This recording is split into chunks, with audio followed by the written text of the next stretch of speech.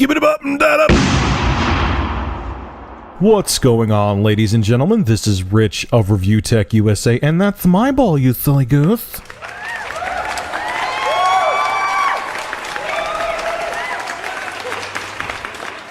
So unfortunately, I have another death by gaming addiction story. A Taiwanese man collapsed and died after playing Diablo 3 for 40 straight hours. According to the report by the Australian Associated Press, the 18-year-old man entered an internet cafe in southern Taiwan around noon on Friday, booked a private room, and played almost 2 days without stopping to eat. On Sunday morning, an employee of the cafe entered the room to check on the man and found him resting on a table. Shortly after he woke up, he then collapsed and was later pronounced dead at a local hospital. Now, the reason why this is alarming to me, because this is far from the first incident where someone died from gaming for long periods of time. As I reported in another video, a Taiwanese man died in February after gaming for 23 hours straight and then suffering a heart attack. In 2007, a 30-year-old man collapsed and died in Guangzhou, China, if I pronounce that wrong, I apologized, after gaming for 3 days straight. In 2005, a 28-year-old South Korean man died after a 50-hour gaming session. In 2003, police in Hong Kong blamed a 6-hour gaming stint of Diablo 2 for taking a 28-year-old man's life. In 2002, a 24-year-old South Korean man died after 86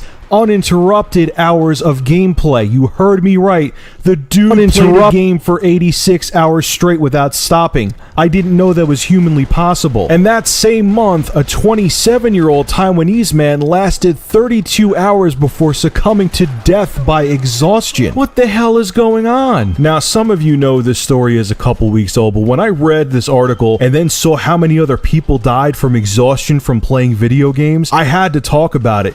And I'm not asking this rhetorically. If I have an Asian audience watching my videos and you're from China, if you're from South Korea, if you're from Taiwan, I'm asking you, I'm not like, standing on a soapbox right now. Why does this happen so often, or often enough? I mean, it's happened once every few years, but that's more than it should. Is it because gaming is more socially accepted in your countries? Is it because it's a competitive sport over there and people are trying to outperform each other in Diablo 3 and League of Legends, so on and so forth? Like, I'm really asking you. I'm not just like sitting here, because I hate when people assume things about Americans, and people think all Americans love war and are so like blinded by our government. And it's not true. I'm not like that at all. So I don't want to put words in your mouth. So I'm really asking you, why does this seem to happen more in Asian nations than anywhere else, where people will literally kill themselves playing a video game? So anyway, folks, leave your thoughts and comments below. I'm interested to hear what you have to say. And if you have an interesting news story you want me to discuss, private message me with a link on either G2P or YouTube. And if I use your news article, I will give you a shout out in the video and feature your YouTube channel in the description.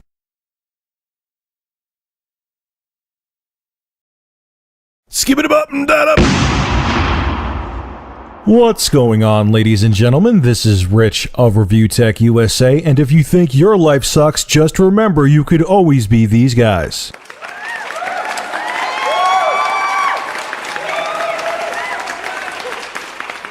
So could Sony and Microsoft be joining forces? Well, according to a Nintendo enthusiast insider, this could very well be the case. Now, this inside source for NintendoEnthusiast.com has given a ton of accurate information before, especially regarding aspects of the Wii U. So it isn't like this guy is some fly-by-night person who sent them an email. He has sent them information before, and it has come to fruition. Now, these are the key points he has made about Nintendo and Microsoft possibly joining forces. They're somewhat vague, but I'll read them to you verbatim, and you can give me your take on them in the comments section below. Number 1, Sony and Microsoft are terrified of the upcoming generation. Sales are down each holiday season, Apple is taking over market space, and Nintendo has decided to join the hardcore industry more wholeheartedly. 2, Epic, EA Games, Crytek, Konami, Square Enix, and other powerhouses are being more assertive, having more say in the matter. They are somewhat directing what will happen in the next generation, and they are swaying the heads of both both companies in certain direction. Number 3, Sony executives are enticed by the money flowing from Microsoft's coffers, aka Microsoft is in a lot better financial shape than Sony. Number 4, Sony and Google have been in talks around GDC time this year. Number 5, Microsoft opened the doors for talks, some party walked in to negotiate,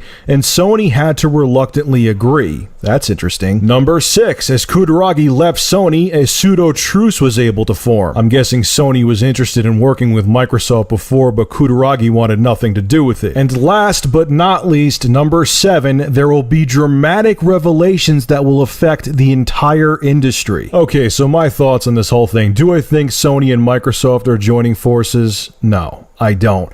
However, if it were to happen, I would be the least shocked this generation than I would any other generation. I mean, the next gen of consoles is going to be really interesting to see what happens with the economy, with the law of diminishing returns, meaning that to make a big leap in hardware is going to cost a lot of money. So I don't think the next gen consoles are going to make our jaws drop like the previous generations did when they first were introduced. And if you combine all these things together, the fact they can't come out with super uber amazing hardware because it'll be too expensive, the fact that the economy may keep people from buying the next gen system, the fact that Apple is digging into their sales, these would be reasons for Sony and Microsoft to say, hell, let's join forces. We could get our talented hardware engineers together, our talented software developers together, and make one kick-ass system so we could survive this uneasy economy. Now, even though I don't think it's actually going to happen, would I like to see Sony and Microsoft join forces? No, I wouldn't. Not at all. Although I don't think we should ever have 20 different consoles on the market like we did in 1983, having more companies competing against each other means better products for us and better prices for us. And having the 3 different consoles on the market from Sony, Microsoft, and Nintendo gives us options. It allows us to have more choices. So if Sony and Microsoft join forces, there would be less options on the market, less variety, prices would stay higher, and it would just suck in general for the consumer. So I don't want to see it happen. But like I said before, I think there's a snowball chance in hell this is actually going to happen, so it's all speculation anyway. So what do you think would happen if Sony and Microsoft join forces? Do you think it would be a good thing for the gaming industry or a horrible thing for the gaming industry? Make sure to rate, comment, favorite, and subscribe, and if you have an interesting news story you would like me to discuss, private message me with a link on either G2P or YouTube, and if I use your news article, I will give you a shout out in the video and feature your YouTube channel in the description.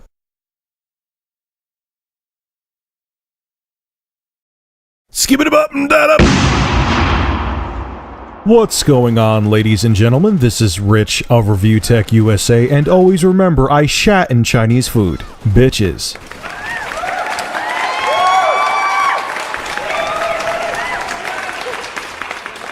So I got 2 shoutouts to give today. One to Guru Larry, aka Larry Bundy Jr. on YouTube. He sent me a slew of awesome pictures to use in my videos. I totally forgot about them, Larry. I saw the email, and because I got so caught up with things, I forgot to use them, but thank you for reminding me because they're amazing pictures and I could always use more comedy pictures. So huge shout out to Larry. I'll have a link in the description to his YouTube channel below. And the other shout out goes to the Power Game Player for sending me today's awesome article. You could also check out his YouTube channel in the description below. Well, let me rephrase. I love the news story. I think it's an interesting topic, but I hated this article. It was very negative and it totally wasn't objective at all. I'll have a link to the article below. Dude, I love the story you sent me. I don't like the angle they went with this article. Everything was so negative in it. Anyway, so enough of me rambling. What is the topic? GameStop wants to start selling used digital games. Yes, you heard me right. Used digital games you get from maybe Steam or PSN or Xbox Live. They want to be able to resell them because they know the days of physical media are numbered. And if GameStop doesn't change with the times, GameStop will become outdated as well. Now, this article was funny because it totally bashed the concept. They said it's like trying to sell your MP3s to a record shop, and they went on to say, oh, whoopee, so if you want to get Angry Birds for 86 cents as opposed to 99 cents,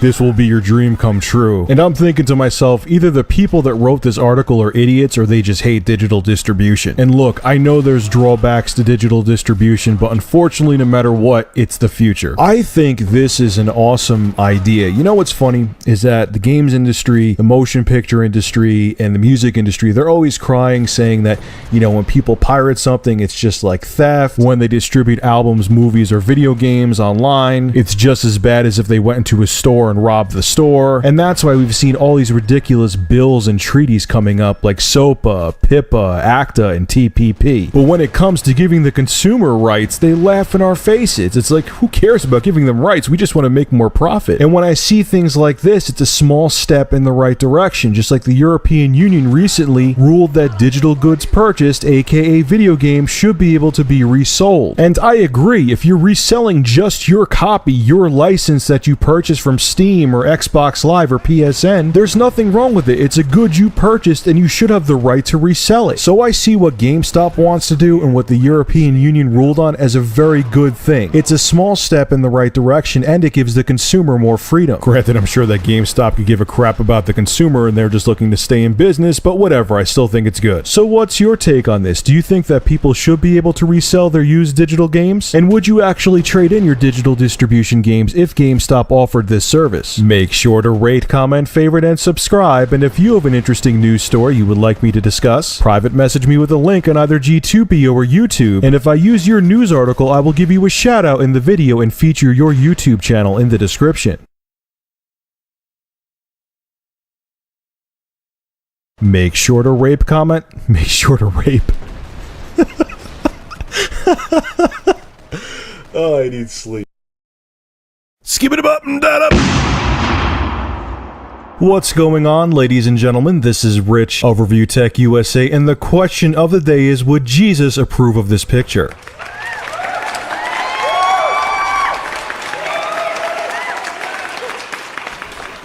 Again, I need to shut up about this game, but I am in love with Max Payne's 3 online multiplayer. In my personal opinion, at this moment in time, my opinion could change. This destroys Uncharted 3's online multiplayer. The hit detection is 100 times better. The gameplay is a lot more enjoyable. The controls are better. Maybe I'm wrong, and like I said, if I play it some more, I may begin to hate it, but as of now, I am having a blast with Max Payne 3's online multiplayer. It's fantastic at this moment in time. Today's shout out goes to Wada Meng. He sent me 2 articles regarding today's topic. Huge shout out to you, man. Thanks for sending me this news story. And according to the Eurogamer and IGN articles he sent me, someone leaked photos of the Durango, the next generation Xbox dev kit. The guy, who's known by the alias DAE, tried to sell the dev kit for $10,000. And here are some very basic specs of what's inside this dev kit. If you look at the pictures, it just looks like a desktop PC. It has an Intel CPU with an NVIDIA graphics card. DAE says the kit sports 8 gigabytes of RAM, some people have said 12 gigabytes, and it runs on a 64-bit operating system. I've also heard that the CPU is an 8-core CPU, but that's not confirmed. There is 2 options on the dashboard of this dev kit. They're going to have Direct 3D 11 Game 1,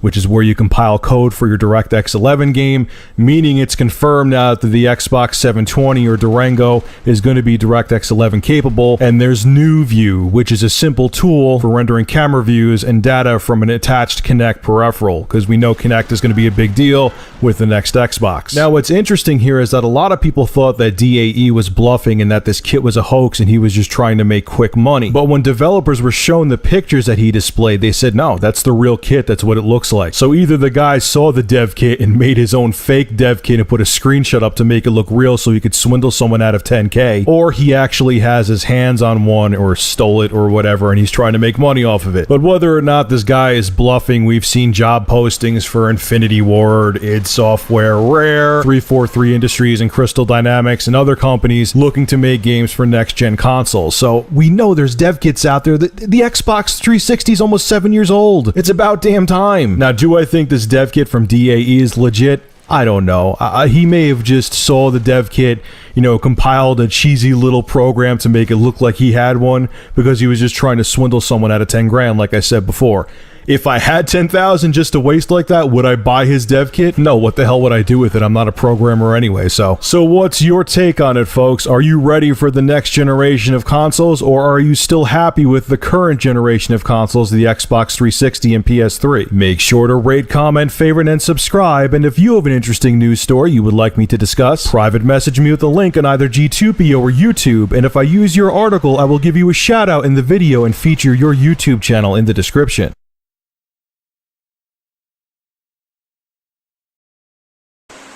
Okay, before I start working today, I have an interesting question for you guys. This is my computer. You've seen it a billion times before, obviously. Whenever I have a power outage, my computer obviously will shut off. I have a battery backup that I'm buying batteries for today. It's in perfect order, the battery backup. It's a surge protector too. Really good stuff, so I'm going to get new batteries for it and hook that back up. But now I don't have one because the batteries are bad. And whenever my computer shuts off, when the power goes out, I can't power it back on unless I unplug the IEC cable or the power cord from the power supply, plug it back in, then my computer will turn on. I'm not sure if that's a power supply issue. I'm not even sure if it's an issue at all because, like I said, like clockwork, if I unplug the IEC cord and plug it back in, it'll turn back on. Maybe it's a security feature built into the power supply. Strange one, but it might be. But the thing that's weird about it is that, say like I want to emulate a power outage, like I turn the switch off on the power strip or I unplug the power strip on the wall when the computer's on just to try to make my own power outage. When I plug it back in, it turns on fine. The only time it does it when there's an actual power outage. So there's nothing wrong with the surge protector as far as I know. So that's just a strange thing. Has it happened to you? Does anyone know a reason behind it? I tried looking on the internet. I didn't see it. Everyone kind of had it. The only thing I saw on the internet when I looked on Google is that people were like, oh, I had a power surge. I didn't have a surge protector and it blew up. Well, no shit. Of course, that's what it's going to do. And if you have a power outage, you still could have gotten a surge before, which could have blew up your computer. So those are the only stories I'm seeing. I'm not seeing something similar to my situation. So let me know what you think it is. Because like I said, I unplug the power from the power supply of my computer, plug it back in, and it's like nothing happened. So leave your thoughts in the comment section below. Tell me if you've dealt with this, and let me know what you think it is. Because if I have a faulty part in here, like the power supply, which I don't think it is, or my surge protector, I want to know and replace it. Because right now, this thing's my livelihood, so it can't die. So let me know what your thoughts on this is. Have a good one. Skip it up and that up. What's going on, ladies and gentlemen? Rich of ReviewTechUSA, and why does this picture arouse me?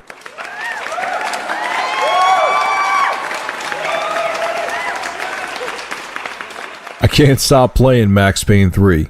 I cannot put this game down. This is why this video is going up so late. If you love action games like I do, you have to play Max Payne 3. This game did not sell anywhere near what they thought it was going to sell. I think the first month it only sold 440,000 copies. Please support Rockstar and pick up this game. It's on the PC, it's on the 360, it's on the PS3. Just get Max Payne 3. If you like Uncharted, if you like third-person action games, Gears of War, whatever, you will love Max Payne 3.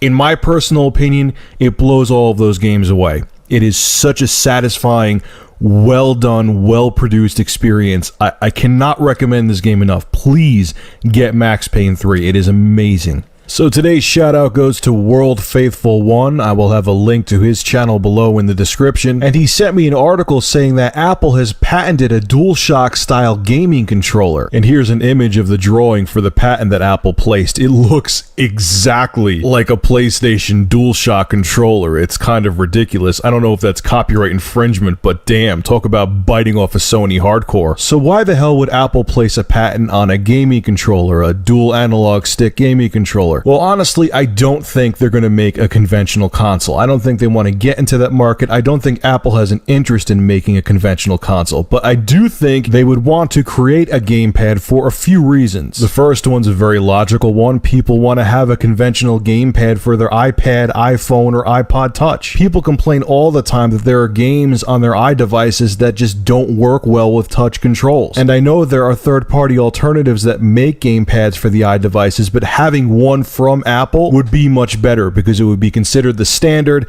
developers would make games to work for it, and it would be much more popular. The second theory I came up with is that maybe Apple is going to bring gaming over to the Apple TV devices. For that, you would need a conventional gamepad. Maybe they'll incorporate a cloud gaming service like OnLive into their next Apple TV device. Not OnLive itself, but an OnLive-like service. But honestly, after looking through the patent, I really think it's just an accessory for the iPhone, iPod Touch, and iPad. Here's a picture proving my theory.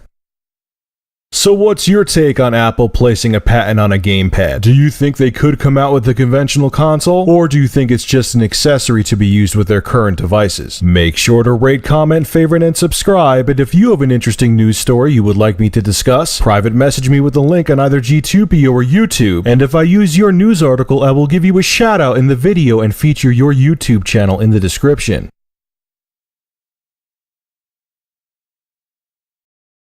Skip it up and that up. Today's ingredients are right there on the screen in front of you or listed down in the description box below. So let's go ahead and start off by putting some olive oil into our pan and heat that to a boil. Throwing down some oil into our pan to heat up our garlic. Snapping our spaghetti in half. Tossing that into our pan to cook. Cutting up our chicken into nice small pieces. Stirring our spaghetti to make sure it doesn't stick. Then throw down your chicken into your pan to cook. Toss in some butter with some garlic to heat. Flip your chicken. Toss in your shrimp to cook. Flatten that out. Spray some more butter. Throw down your sun-dried tomatoes. Get those moved around and put them in the middle. Once your spaghetti's done, go ahead and strain that out. Follow it up by placing some of your shrimp and that butter sauce on top. Go ahead and take your sun-dried tomatoes and chicken and place that on top. Go ahead and throw down some of your lemon herb, and from there it'll be ready to serve. Thanks for watching another episode of Gamer Mealtime.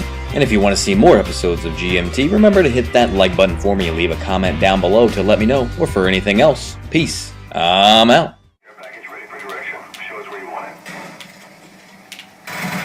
Oh, come on! Dave, what are you making for dinner? Are you freaking kidding me right now? Welcome to Gamer Mealtime. I'm Mr. GMT, and thanks for watching today. What I want to tell you about is what I've got going on over at my YouTube channel.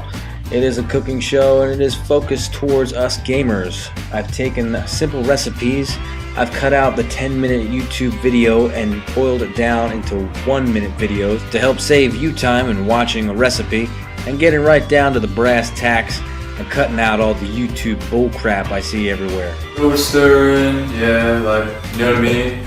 I put out a new video every weekend, so come on by, check it out. Subscribe if you like. If not, peace. I'm out.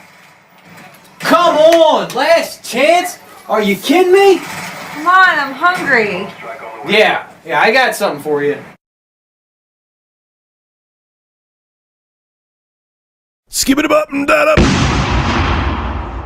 What's going on, ladies and gentlemen? This is Rich of ReviewTechUSA, and when a man hangs a laptop from his penis, you know he is serious.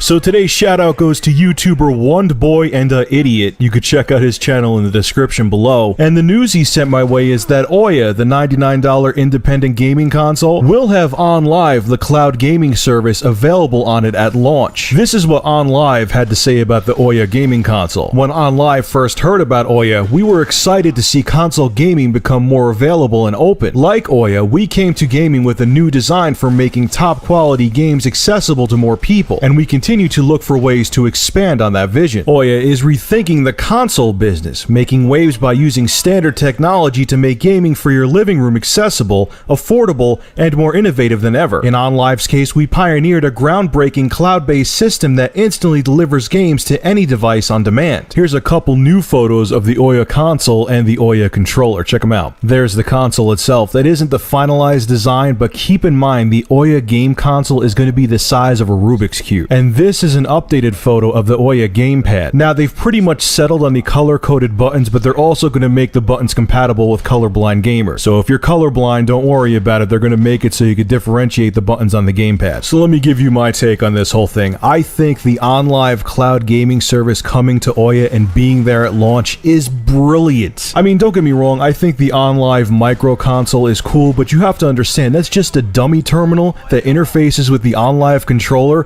and has an HDMI output. There's no processor in there, there's no graphics processor in there, so all you could do is interface with the OnLive service. And people like me are afraid to purchase that and try it out because I don't know if my internet's fast enough. Whereas if the OnLive cloud gaming service is incorporated in the Ouya, which I plan on purchasing one if the Ouya actually comes to fruition, I will give the OnLive service a shot, and if it works, they'll have a customer they may never have had before, so they're opening up their consumer base big time by putting OnLive on the Ouya. Also, think about this too, so you'll have all the OnLive games, all the games made for the Ouya, and all the Android games that will work on the Ouya, so you're going to have all of these different games available at launch. So they're really going to have all of their bases covered. The casual consumer is going to be covered, and the hardcore gamer is going to be covered with the Ouya. This is big news. Plus, the more chatter I hear about the Ouya, the more it makes me feel it's actually reality that this system is going to be released. That'll be awesome, man. Imagine having a gaming console the size of a Rubik's Cube next to your TV, with actual hardware in it. It's not just a box that streams video. It's so awesome. So what's your take on this? Will you be more enticed to buy the Ouya knowing that the cloud gaming service OnLive will be incorporated at launch? Are you still on the fence when it comes to the Ouya, or do you have no interest in the console at all? Make sure to rate, comment, favorite, and subscribe, and if you have an interesting news story you would like me to discuss, private message me with a link on either G2P or YouTube, and if I use your news article, I will give you a shout out in the video and feature your YouTube channel in the description.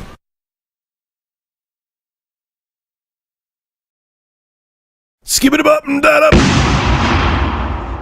What's going on, ladies and gentlemen? This is Rich of ReviewTechUSA, and the family that loves together dry humps together.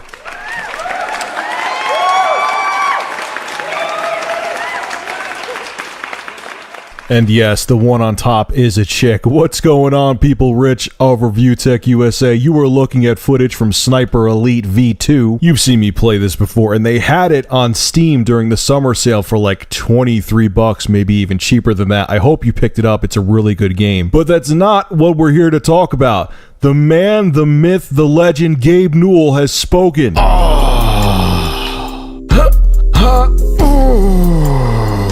Oh yeah.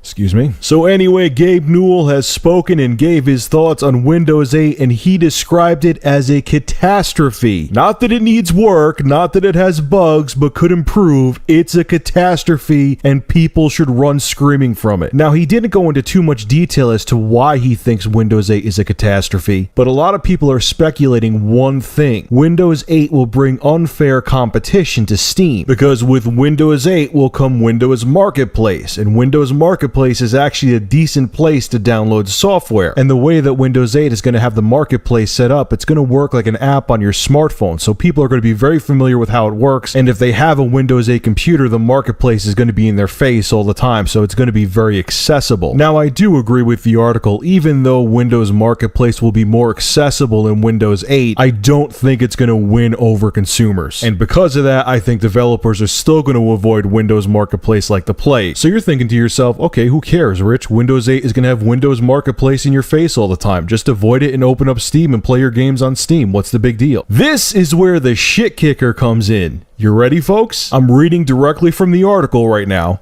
Windows 8 makes it illegal to purchase and download software through any other storefront than Marketplace, unless it has been licensed by Microsoft. In other words, Steam's very existence on your PC will be deemed illegal by Microsoft. The same looks to be true for pretty much every other piece of software, gaming or otherwise, on your Windows 8 PC as well. So what Microsoft is trying to do with Windows 8, because they feel that people are sheep cheap and they could do whatever they want to, is force people to buy all of their products. So I have Vegas 10 on my computer right now. That's what I'm editing this video with. If Microsoft doesn't approve Vegas 10, guess what? I can't use it on Windows 8. I'll have to use that piece of crap Movie Maker software. They're trying to make Windows 8 a closed environment after all these years of their operating system allowing you to use any software that you want. Now, all of a sudden, it has to be licensed and approved by Microsoft to work on Windows 8. Are they fucking kidding me? Now, first off, here's my take on this whole thing. Microsoft, why the hell are you even coming out with Windows 8? Windows 7 is the most stable operating system you've ever made. And it's basically still brand spanking new. It's only a few years old. If you're that desperate to come out with a tablet version of your operating system, just add the live tile feature to Windows 7. But oh wait, yeah, you wouldn't be able to force more money out of people's pockets by making them go over to Windows 8. I'm sorry, oops. And are you trying to make an operating system fail harder than Windows Millennium Edition and Vista? Do you really think I'm gonna be retarded enough, and many consumers are gonna be retarded enough,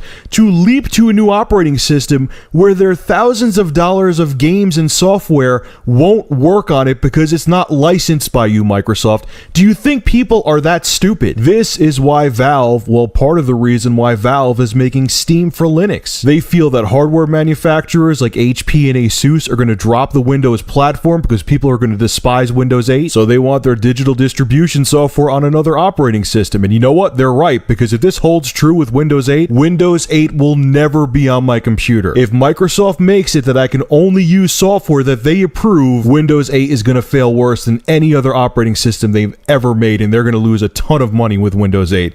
Microsoft, watch your step. So what's your take on this? Do you think Microsoft would be ballsy enough to make it that you can only use Microsoft approved software on their new operating system? And if this does hold true, would you actually buy a Windows 8 computer? Make sure to rate, comment, favorite, and subscribe. And if you have an interesting news story you would like me to discuss, private message me with a link on either G2P or YouTube. And if I use your news story, I will give you a shout out in the video and feature your YouTube channel in the description.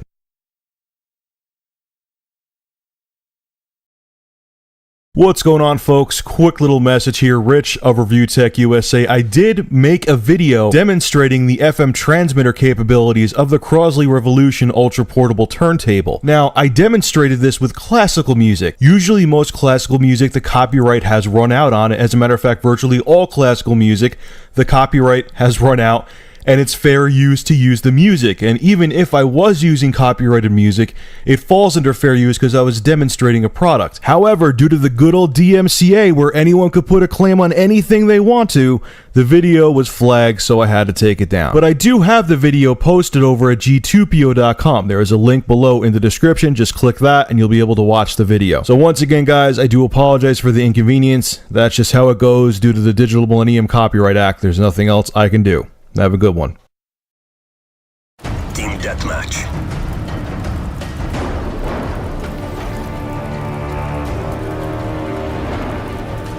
Take no prisoners, comrades.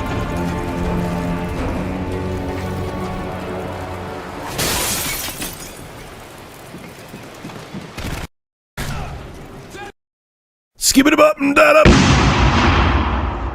What's going on, folks? This is Rich of ReviewTechUSA, and as many of you know, I just started a new job, and not even a month into it, I was laid off.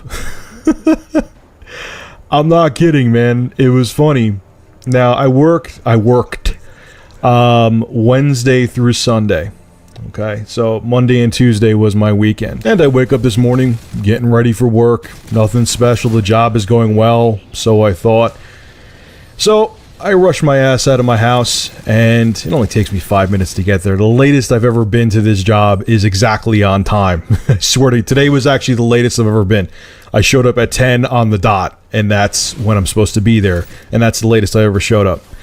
So I walk inside, and the store owner, he's my manager, he's the owner, he's my boss, he's sitting there standing at the front door, or like in the middle of the aisle looking at me as I'm walking in, and I'm just like, okay, this is unusual. And I walk in the door, and he has this very serious look on his face, and he's like, yeah, we need to talk. Come sit down for a second. Here I'm thinking, okay, because I know he was having like problems with his kids. Maybe he had to go away for a couple days and needed me to run the store or whatever. Or he needed me to go run an errand, or there was a big order that I did that, you know, backfired and they wanted a refund, or that's what I'm thinking is a serious issue, you know, because like I've never been disciplined. There was never any issues. So me being laid off was the last thing to come to mind. So we go behind his desk and I go to sit down and he's like, Skip it up. yeah, here's your check. I'm letting you go. And I'm just like, what? And he's like, yeah, man, I don't mean to blindside you with this, but it's not working out. You know, you don't have as much product knowledge as I thought you'd have. I thought you'd catch on to the new products quicker. But, you know, he's like, you didn't do anything wrong. You came to work. You showed up on time. You did your thing. But it's just, I don't see the chemistry there. You know, maybe there's a conflict of personalities, which that makes no sense to me. One, I never ever once had an argument with this guy. I just literally, if he told me to do something, I listened to him and did it. Two, chemistry. Did you expect us to make out behind the counter? I don't really know what you were looking for.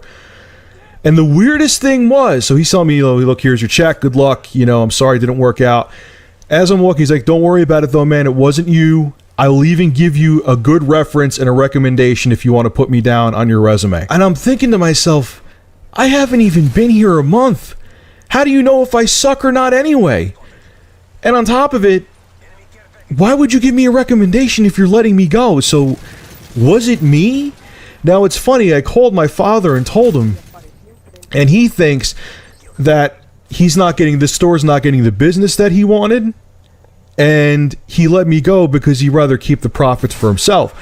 Because I'll tell you, man, my 2 paychecks from there weren't bad. So I was selling stuff. It wasn't that I wasn't doing my thing. Last week was terrible, but you know, there was like 2 customers that came through the door, but the few weeks before that, I did pretty good. I haven't even been there a month. I've had 2 paychecks from the place. So to me, it's weird. Like I was saying before, you're going to give, obviously I didn't suck for one, and 2, you don't even know if I suck or not because I haven't been there long enough. So, and you're going to give me a recommendation?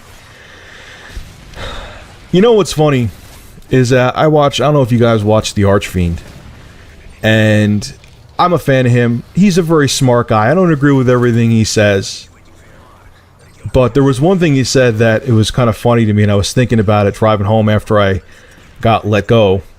He's like, you know, people who are partners on YouTube who make a living off of it shouldn't rely on it because it's not steady pay and the internet's too volatile. I haven't had a job that was a good job since 2009. Okay, I've had these rinky-dink crap jobs that were fly-by-night. Okay, I've had a steadier quote-unquote career on YouTube. YouTube has been my safeguard. YouTube has been my safety net. When HP, because even though I was employed by them, when HP didn't have any work for me for like a week or 2, I was working on YouTube. That's where I was getting money from. I'm not making a lot of money from YouTube. When HP didn't have work, that's where I got paid from. When I had that other POS job where I worked a whopping 2 hours a day, that job was also per diem, and there were a lot of times I would call, because you had to call into work every day to see if there was work. There would be some times there wasn't work for a week. You know, technically I had 3 jobs at one point, but when I was at that joke of a job and didn't have work for a week because I would call every day and there wasn't enough work, where did I get a check from? It was from YouTube. Archfiend, I have to disagree with you, man. YouTube has been my steadiest job I've had since I worked IT at IBM. And what this made me realize is, man, I mean, obviously I'm going to still look for work, okay? You know, I'm a 31-year-old man. I have